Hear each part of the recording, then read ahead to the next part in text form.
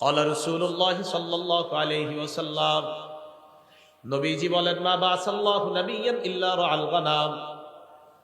আল্লাহ পাক রব্বুল আলামিন এমন কোন নবী দুনিয়াতে পাঠান নাই যে নবী মেষ চড়ায় নাই, ছাগল চড়ায় নাই। যত নবী দুনিয়াতে পাঠাইছে সবাই মেষ চড়িয়েছে, ছাগল চড়িয়েছে।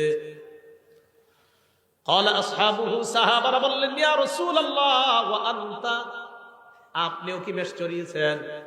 নবীজি জবাব দেয়, কুনতু আরআহা আলা তারারিত লি আহলি মক্কা, আমি কয়েক দিরহামের বিনিময়ে পারিশ্রমিকে আমি মক্কাবাসীর ছাগল চড়াইতাম। আমি হালাল পারিশ্রমিকে মক্কাবাসীর ছাগল চড়াইতাম, মেষ চড়াইতাম। হালাল উপার্জনের জন্য নবীজি বলেন আমি মেষ চড়াইতাম। তাহলে হালাল উপার্জন করতেন নবীজি মেষ চড়িয়ে, কারণ রসুলদের খাদ্য হালাল হতে হবে। আমাদের নবীও বলেন যে আমি উপার্জন করতাম কিভাবে, মেষ চড়াইতাম, এর বিনিময়ে আমি কয়েক কিরাত দিরহাম পাইতাম। তাহলে নিজের উপার্জিত এই হালাল ইনকামটা, এটা যত কষ্টকর হোক, এটা যদি হালাল হয়, এটার মধ্যে আলাদা একটা শান্তি আছে।